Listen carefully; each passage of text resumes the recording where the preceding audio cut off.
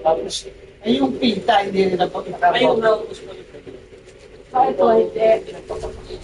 Yan yung pinilig ko sa Shopee. Sa Shopee? Sa Bali? Yes. Ba't pinilap yun? Dito ba? Hindi naman. Pasko mo. Lang po kasi. May putik-putik siya dyan. Diyan ka muna, mag-iis ka muna.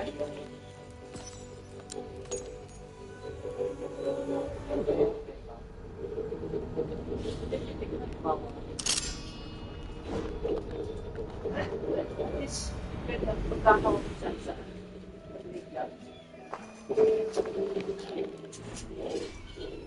natutulog na zero ng ihalapay. Ay, natutunan. Ah, talaga? Cute.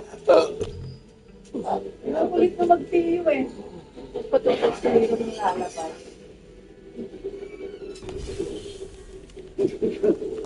Kita ko kay Ate Trito na. Ay,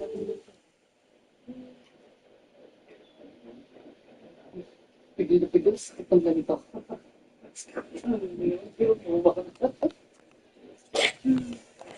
so ang ganyan eh. Kaya nga hiniwalay na. Sorry. Ako mo? Gusto mo? Uy, huwag iwan mo. Wala. Tinutulog ko ako yun. Ano yan? Mamaya, bigyan sumunod sa inyo yan. Pag yan, bigyan ko. Diyan ka lang. Ayun na, nagsimula na ang kanyang responsibilidad. Baka ngayon lang yan dahil baka yun. O hindi, no? Ganyan din. Ano daw ba? Kasha yung sa kanya. Papa, Kasha. hindi ka ba? Kasha. Wala kasi kasi. Hindi lang na. Yoko. Ayun eh. Ha? Honestly, that would be unique in at least a certain way. But they actually try to do something in a game that really actually kind of revolutionizes some aspects of the genre. Being able to freely build like this opens up so many opportunities. How you string together your buildings. Most other games in this genre force players to stick to a certain kind of highly specific 3D layout. This game opens up your horizons and let you get messy. It's a real breath of fresh air. And one of the more exciting and fun city builders in quite a while. Before delivery. Ito pa. Isusunod ko sa'yo. Kasi ganun din sila sa birthday. Sobrang sarap po tatay. Yun. Okay ang makukuha ko. Wala. Anong nilalaro mo ngayon? Assassin's Creed. Oh my God! Valhalla. Dinalang ko si ma'am. Yan yung nag-iisang game na sabi ko gusto ko talagang laro ko. Ito una ko na ang pangit. I-record ko pa. And number 3, the time travel mechanic.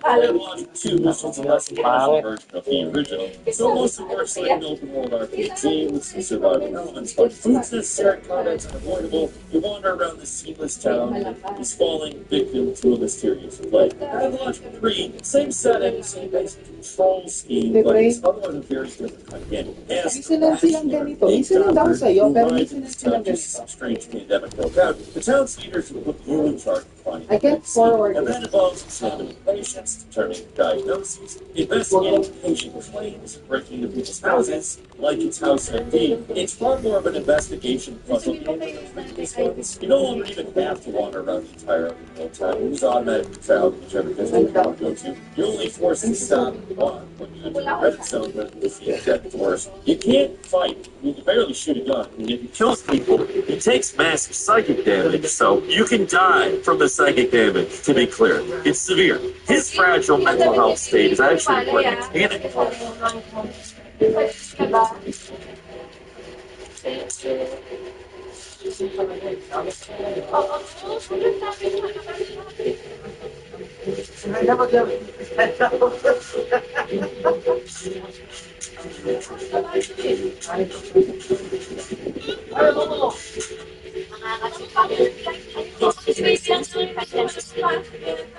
Level 100. Not bad. You'll stay in the standard single room on the 748th floor.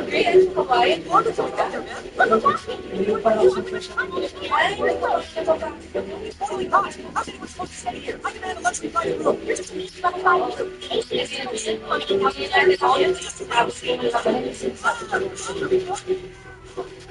This is a space for vital experience in 15.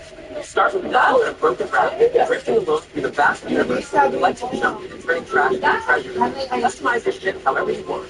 Upgrade that raft step by step into a space fortress. Cover it in solar panels for endless power. Max out your weapons. Any easy attack techniques just execute. Taking every survivor you find. More enhanced mean double the efficiency. Base upgrades are blazing fast. Unlock a whole new universe. Explore ancient histories and give it a rush of every step. Pure addictive satisfaction. Okay.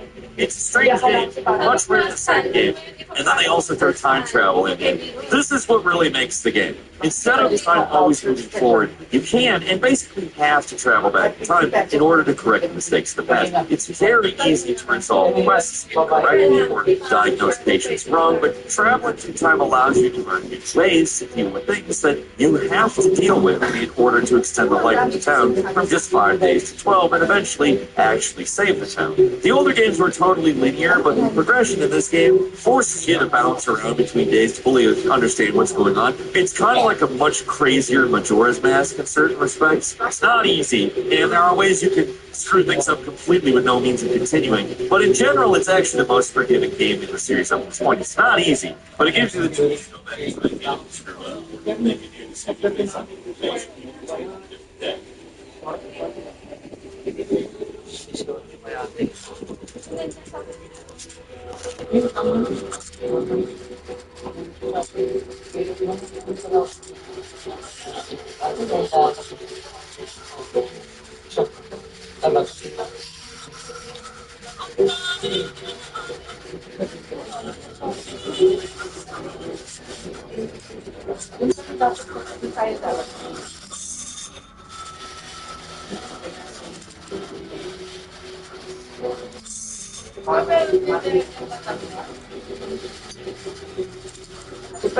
on the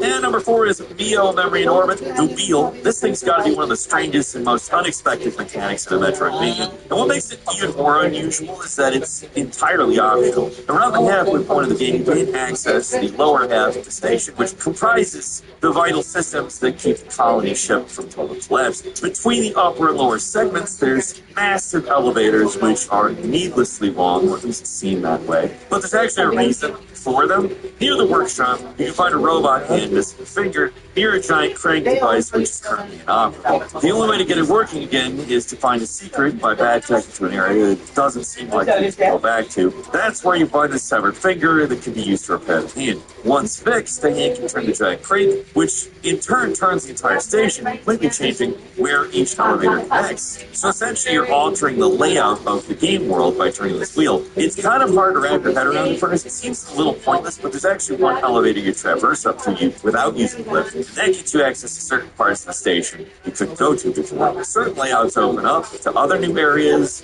makes getting around the station quicker, depending on where you want to go. It's a bizarre little secret that majorly changes how you think about the game world in a way that's both relatively straightforward and quite clever at the same time. Not especially difficult to figure out, but it makes you feel like a genius for doing it.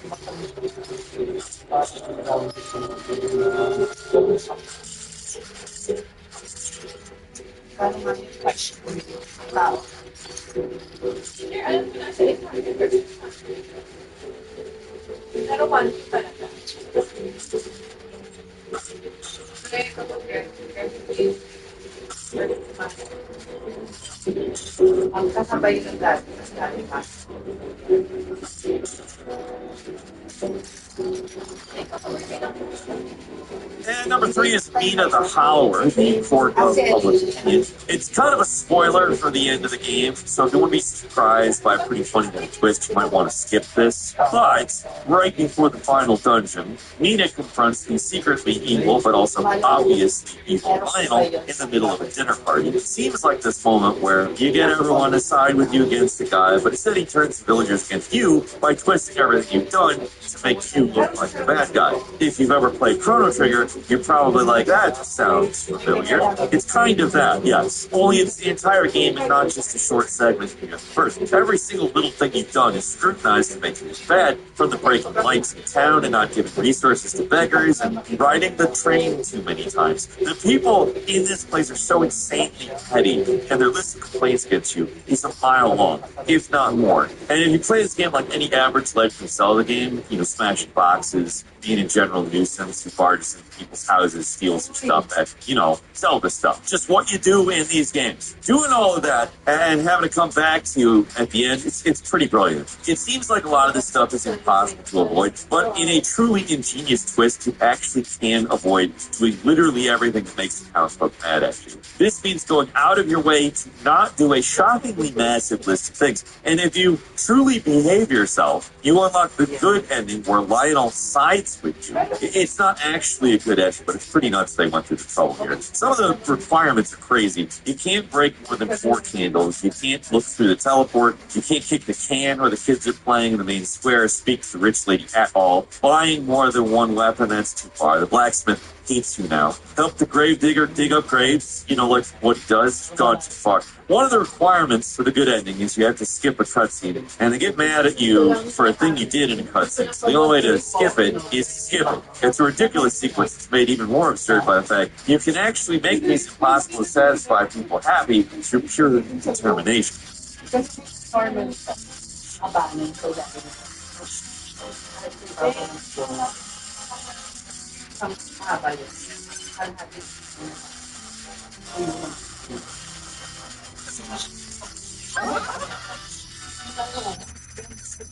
Kaya, pumunta ka doon sa para papuntahin mo naman dito eh.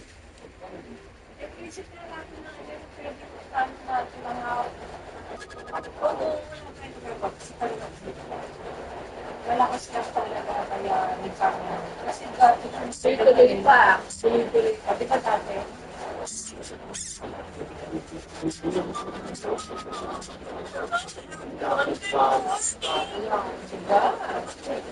Mamaya ka kami mamaya. Yes. Okay na.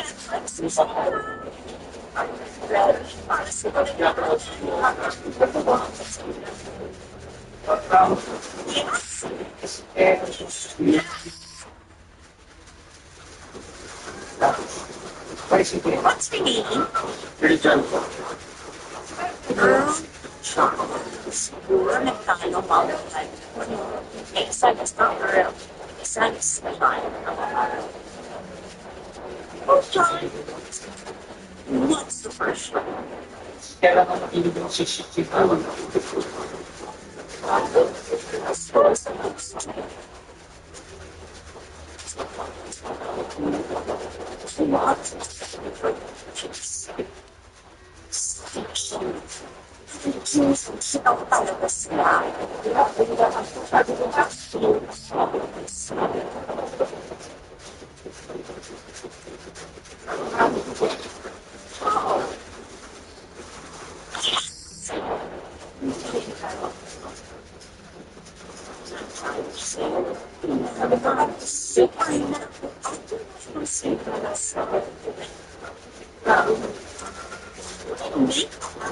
More things. I want every single count. I know what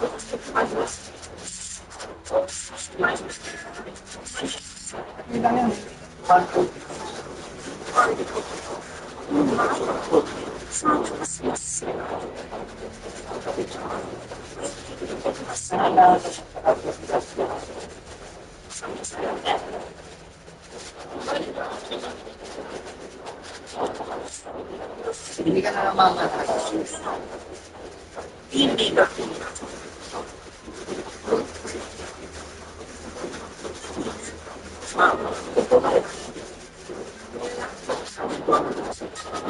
All of these are wrestling options. Such that upon that choice.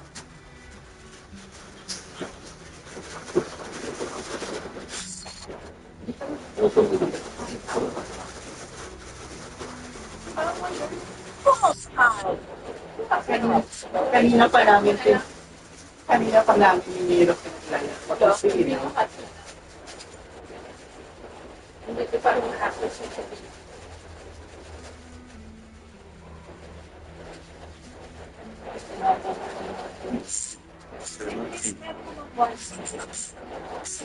So exactly. At number 2 is Crimson Desert, the wrestling moves. A game full of strange and arguably unnecessary game mechanics. There's a lot of stuff that feels shoehorned in for its own sake, but the inexplicable collection of wrestling moves that can be performed by our boy Cliff of the armies of bandits and enemy soldiers is not one of them. If you followed this channel at all, you know I'm not a big fan of this game, but even I cannot detract from the wrestling. Other games like No More Heroes and Dead Rising prove that wrestling moves make games better. This is a scientifically proven thesis at this point. And Crimson Desert gives you a lot of silly moves to inflict on your hapless victims, and it's all the better for it. There's suplexes, body slams, scissor takedowns, elbow drops. None of it is necessary. You can easily just stab people and be done with it, but just being able to do this crazy stuff makes it a lot more entertaining. And while it would be very difficult to get me to like the game as a whole, it is near impossible to get me to detract from including wrestling in action. Now, keep in mind the actual effectiveness of this stuff wanes as your power level increases. There's no real reason to take down one enemy at a time with extended moves when you can take out entire armies with a single swipe, so it's not something that remains consistently effective for the entire game, but at least they're always there to use them if you ever want to play with your food a little bit. More games need to throw these sorts of fun things in, even if they're ultimately unnecessary, because I mean, you're making Falcon compliment Crimson Desert by doing it. Do you understand, like, how serious it is when I say more games should include these types of things? If you're getting me to compliment Crimson Desert, you're doing something right. It's not everything, or most things, but it's something.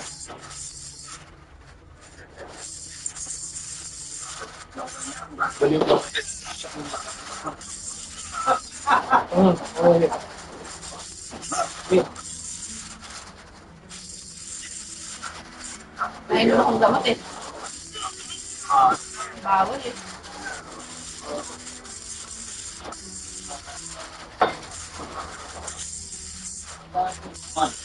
And number 1 is Yoshi and the Mysterious Book, the Bewilderer Bird. Looks like a pretty basic kid-friendly game, right? It's actually one of the most innovative games of the year. It's not particularly challenging, but it makes up for that by being crazy inventive. It's full of creativity in its creature designs and mechanics. The basic goal here is that each level is about investigating one specific creature. Every single thing you do or see this creature do gets added to your book, and the ultimate goal is to discover as much as possible for each critter you encounter in the game. At its most basic level, you can eat them, taste them, you can jump on them, you can pick them up, you can throw them, you can knock these things around. And while it all starts off basic enough, these things quickly become more creative and clever as they go. One standout critter is this fluffy thing that spreads and multiplies as you mess with it. Eventually, it starts breaking rocks and causing chain reactions as it spreads uncontrollably across the surface of the level.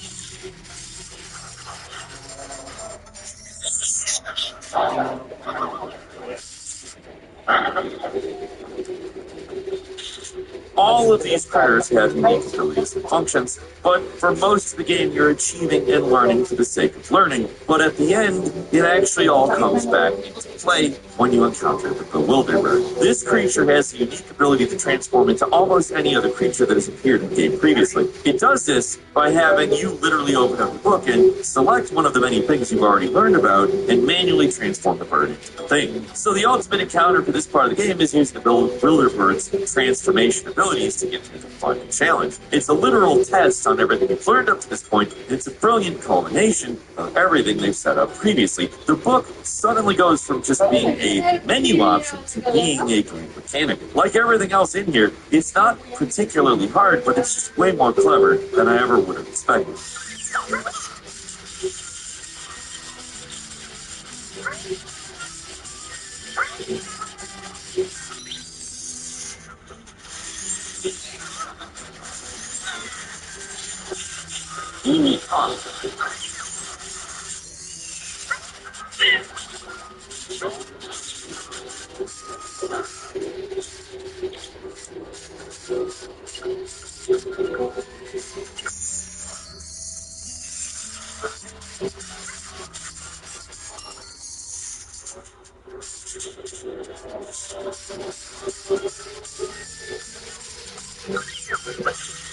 How about you, though? Leave us a comment, let us know what you think. If you like this video, click like. If you're not subscribed, now's a great time to do so. We upload brand new videos every single day of the week. Best way to see them first is, of course, the subscription, so click subscribe. Don't forget to enable notifications. And as always, thank you very much for watching this video. I'm Falcon. Join the 1% Club using the button below to get the Falcon Show exclusively every weekend. We'll see you next time, right here on gamegod.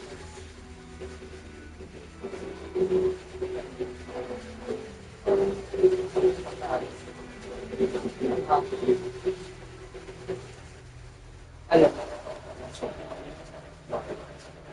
Patay ang tao.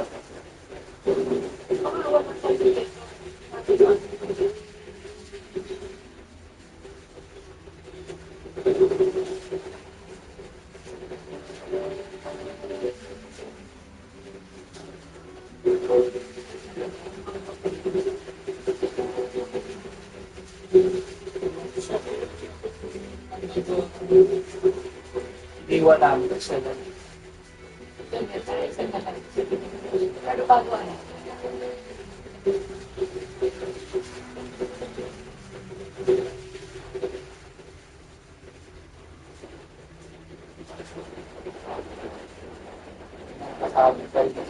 kasama dati.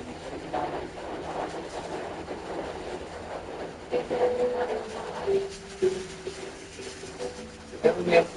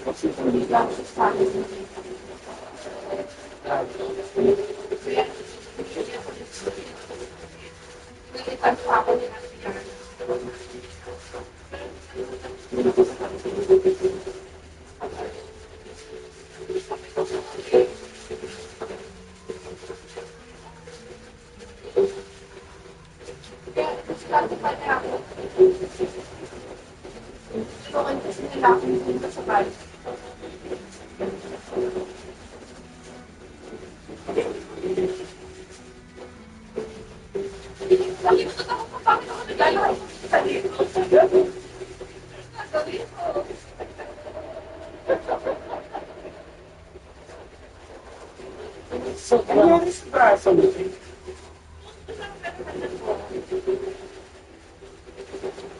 Pag-ready niya, automatic na.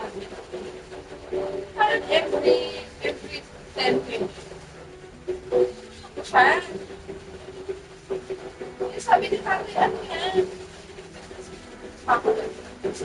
Tapos, gano'n. 1 year and a half ako nagtintay. Bakal. 1 and a half ako nag-effect sa last year of operation. Every 10 to 15 minutes, lumulong ko siya. Tapos, hindi ko siya. sa sport. Nagulat din ako. Kasi wala naman kumampas sa akin. Kasi nakulit. Nalalaman ko, may ginawa sila sa amin. Kasi nagising ako travel first time ko lang natin. Pero kasi ko kung parang kay Nero, parang magpe-pray ka na lang na sana magising ka. Ay, parang babalik pa lang sa makakalit na kapatid.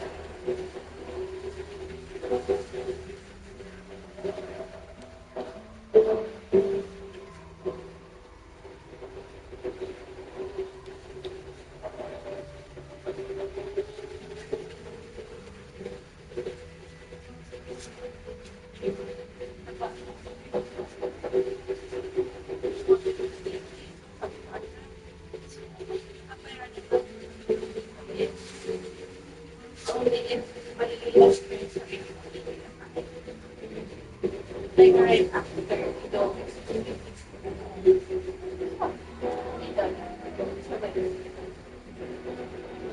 Sinerch ko nga nag-curious sa mga pagkakalipat. For ibang malayo bacteria. Magaling ka na, pero yung bacteria na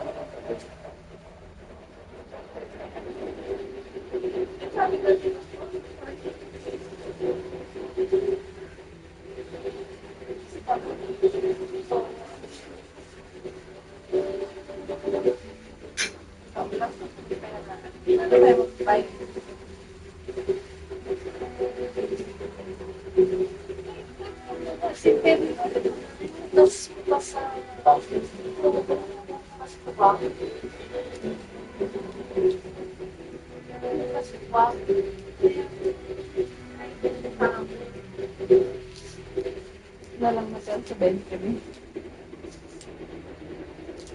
I mean, napipinit ko. Ito.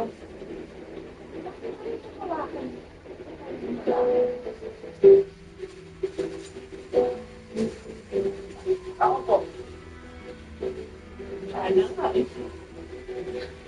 Kasi tayo niyo sa akin. Pero sa journal ko, medyo nakakabay yung ano. Panikerams yung yung bet na ganito. Kasi hindi yung umalit eh. Kanina nakapuro ng huli.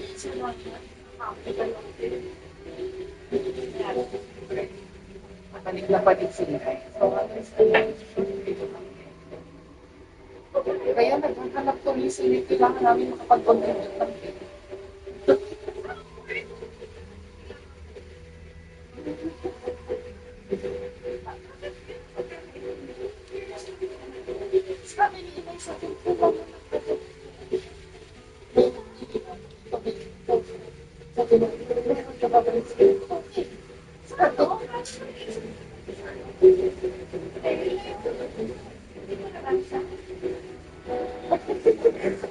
Pero nakita na kasi na may pause.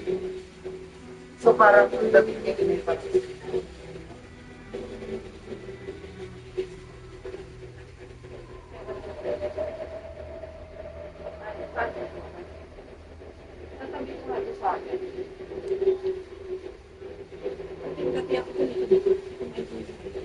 Iko.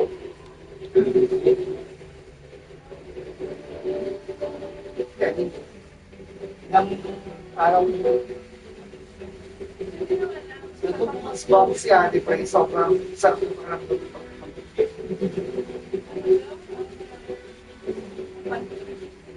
sabi ko,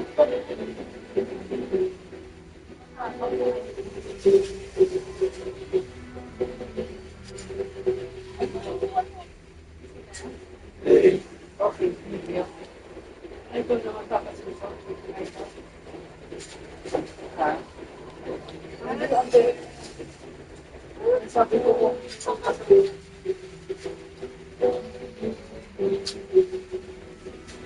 Labas mo yung sinelas pa rin. Kahit na palabas.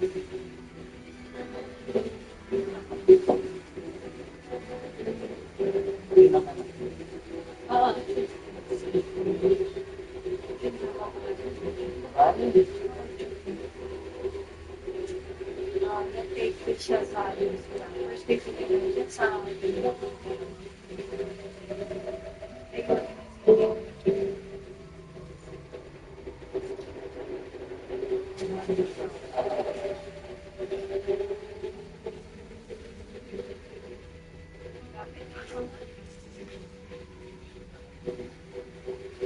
Siya na.